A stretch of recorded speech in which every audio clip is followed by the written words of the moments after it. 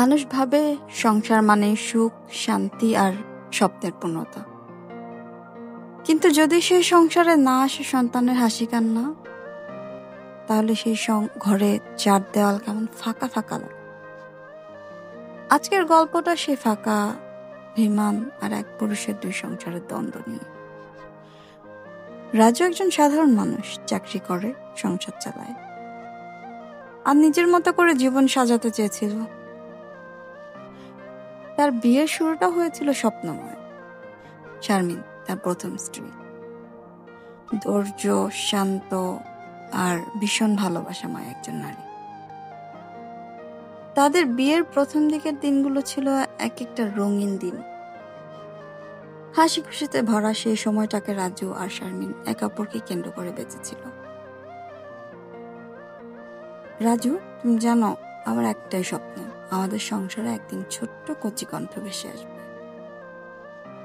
রাজু তখনও জানতো না এই স্বপ্নটা একদিন তার সংসার ভেঙে দেওয়ার কারণ হবে। কিন্তু সময় গড়িয়ে যায়, 1 বছর, 2 বছর, 5 বছর কেটে গেল। তবুও শারমিনের কোল ভরল না। ডাক্তার, চিকিৎসা, কবিরাজ, ঝাড়ফুঁক সব চেষ্টা করেও কোনো ফল এলো না। শারমিন বলল, রাজু, আমি হয়তো কোনোদিন মা হতে পারবো না।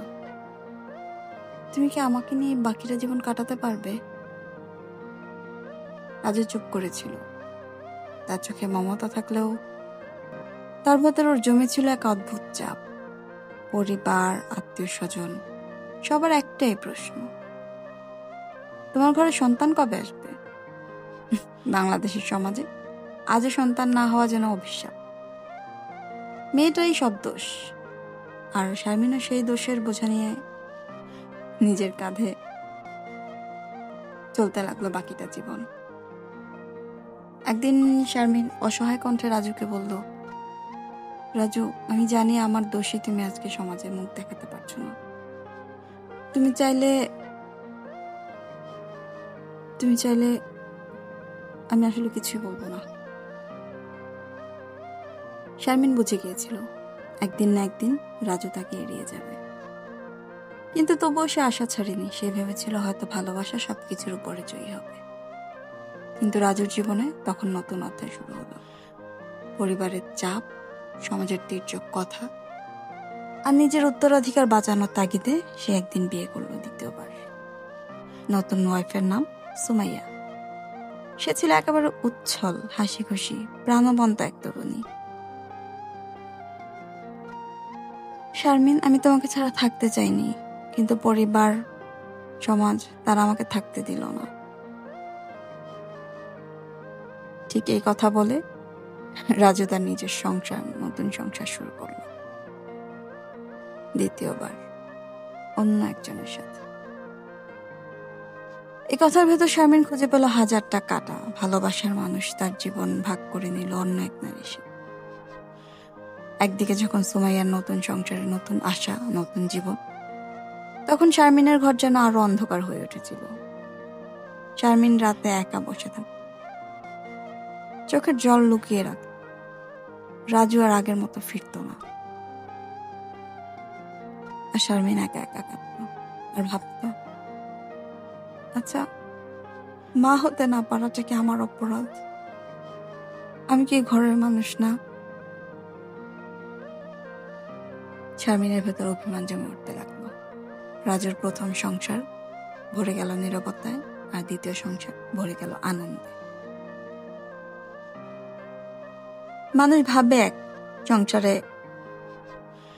হয় অন্য কিছু, এক সংসারে কষ্ট অন্য সংসারের আনন্দে মুছে যায়। কিন্তু সত্যি কি তাই?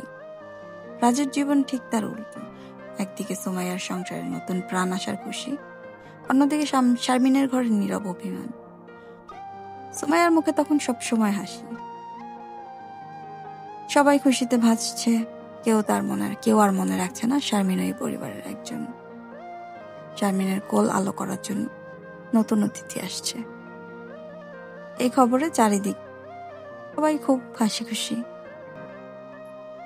আর শারমিন ভাবছে, তাহলে আমি কি শুধু একা থাকার জন্য রাজুর ঘরে? শারমিনের চারপাশে শুধু একাকিত্ব। যে মানুষটাকে নিয়ে সে স্বপ্ন বুনছিল সে মানুষ এখন সময় কাটায় অন্য ঘরে। শারমিন ভেতর ভেতর ভেঙে পড়ে। অন্যদিকে সুমাইয়ার ঘরে উৎসবের আমেজ। শ্বশুর শাশুড়ি থেকে শুরু করে আত্মীয় স্বজন সবাই তার যত্ন নিচ্ছে। রাজুও প্রতিদিন ওষুধ, ডাক্তার আর সুমাইয়ার প্রয়োজনীয় সবকিছু ব্যবস্থা করছে। সুমাইয়া বলে, রাজু, ভাবতেই ভালো লাগছে আমাদের ঘরে এক নতুন অতিথি আসবে। তুমি খুশি তো? অবশ্যই সুমাইয়া, অবশ্যই আমি খুশি। এই কথাগুলো শোনার মতো মানসিক শক্তি শারমিনের ছিল না, কিন্তু তারপরও তাকে শুনতে হয়। তার বুকের ভেতরে হাহাকার জমে ওঠে। শারমিন মনে মনে ভাবে, রাজি, তুমি কি ভুলে গেছো? একদিন আমাকেও বলেছিলে আমি তোমার জীবন বদলে দিয়েছি। সময় গড়িয়ে যায়, অবশেষে এলো সেই দিন। হাসপাতালে সুমাইয়া সন্তান জন্ম দিল, একটি ফুটফুটে ছেলে। ঘর জুড়ে আনন্দ। রাজুর পরিবারে খুশির ঝড় বইতে লাগলো। সবাই বাচ্চাটিকে ঘিরে গান গাইছে, হাসছে, আশীর্বাদ করছে। রাজুর চোখে জল। ছেলেকে কোলে নেয়, আদর করে আর বলে, আল্লাহ, এজন্য আমার স্বপ্ন পূরণ হলো। ধন্যবাদ সুমাইয়া। সুমাইয়া বলে, এই তো আমাদের পরিবার পূর্ণ হলো রাজু। আর অন্যদিকে হাসপাতালের এক কোনায় দাঁড়িয়ে শারমিন ভাবে, আমার সন্তান হলো না বলে আজ আমি কেউ নই। আমার স্বামী, আমার পরিবার সবাই আমাকে ভুলে গেল। শারমিন একা একাই ভাবে, রাজু, একদিন তুমি বলেছিলে আমি ছাড়া তুমি কিছুই না। আজ দেখছি আমি ছাড়া তোমার সব কিছু হয়ে গেছে। শারমিনের সংসার ভরে গেল নীরবতায়, আর দ্বিতীয় সংসার ভরে উঠল শিশুর হাসি, কান্নায়, আনন্দে। রাজুর দুই সংসারের গল্প ক্রমে জটিল হয়ে উঠতে লাগলো। একদিকে সুমাইয়া সংসারের সন্তানের হাসি কান্না, অন্যদিকে শারমিনের ঘরে জমে থাকা নিঃসঙ্গতা আর অভিমান। রাজু চাইলেও আর আগের মতো দুটো সংসারে সমানভাবে সময় দিতে পারছিল না। একদিন শারমিন বলে, রাজু, তুমি জানো আমি এখন আর তোমার চোখে আগের মতো আমার জন্য ভালোবাসা দেখি না। তুমি একটু আমার পাশে বসো না, আমার কথা শোনো না, শুধু ওদের নিয়ে ব্যস্ত থাকো। রাজু কোনো উত্তর দিতে পারেনি, কারণ সে জানতো শারমিন যা বলছে সবই সত্যি। অন্যদিকে সুমাইয়ার সংসারে দিন রাত কেটে যায় সন্তানের খুনসুটি, হাসি আর খেলায়। রাজু ক্লান্ত হয়ে অফিস থেকে ফিরে ছেলেকে কোলে তুলে নেয়। সে সময় তার চোখে এক ধরনের প্রশান্তি ভেসে ওঠে, যা শারমিন এর আগে কখনো দেখেনি। শারমিন সিদ্ধান্ত নিল সে অন্য কোথাও চলে যাবে। এই দৃশ্য সে আর দেখতে পাচ্ছে না। একদিন রাজু শারমিনের ঘরে এলে শারমিন চুপচাপ বসেছিল এখন। তার চোখ লাল, চোখে পানি। রাজু বলল, শারমিন, আমি জানি তোমার কষ্টের শেষ নেই, কিন্তু বিশ্বাস করো আমি তোমাকে ভালোবাসি। শারমিন ব্যথা ভরা স্বরে বলল, ভালোবাসো? ভালোবাসলে কি অন্য ঘরে নতুন সংসার সাজাতে? আমি তোমার কাছে শুধু একটা ছায়া হয়ে গেছি রাজু। শারমিনের কণ্ঠে অভিমান, ব্যথা আর অপমানের মিশ্রণ। রাজু চুপ করেছিল, উত্তর দিতে পারেনি। এভাবে কয়েকদিন কেটে গেল। একদিন শারমিন বলল, রাজু, আমি যাচ্ছি, তুমি সুখে থাকো তোমার নতুন সংসারে, তোমার সন্তানের সাথে। আর আমি তোমাদের উপর থাকছি না বোঝা হয়ে।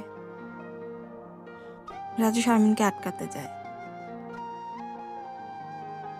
বলে, না শারমিন, তুমি এমন করো না, তুমি ছাড়া আমি অসম্পূর্ণ। তুমি যাবে মানে? তোমাকে ছাড়া আমি একা হয়ে যাব। শারমিন বলে, তুমি তো আমাকে ছাড়াই পূর্ণ হয়ে গেছো রাজু, তোমার পূর্ণতা এসেছে অন্য কারো মাধ্যমে। শারমিন চলে গেল। রাজুর চোখে জল, কিন্তু তাকে আটকানোর সাহস হলো না। সে জানতো একজন নারী মাতৃত্বহীনতার অভিমান কোনো কথায় মুছে যায় না। এই ছিল রাজুর সংসারের কাহিনী। হ্যাঁ, রাজুর দিক দিয়ে রাজু ঠিক আছে। সে চাইছিল তার বংশ বিস্তার করতে, তার বংশে যেন বাতি দিতে পারে এরকম একটা মানুষ। কিন্তু তাই বলে কি শারমিনকে এতটা অবহেলা করা তার ঠিক হয়েছে? যতটা অবহেলায় একটা মানুষ তাকে ছেড়ে অজানা গন্তব্যের দিকে চলে যেতে পারে। আমাদের চ্যানেলের গল্পগুলো আপনাদের ভালো লাগলে অবশ্যই লাইক, শেয়ার এবং কমেন্টস করবেন, আর অবশ্যই সাবস্ক্রাইব করতে ভুলবেন না। ধন্যবাদ।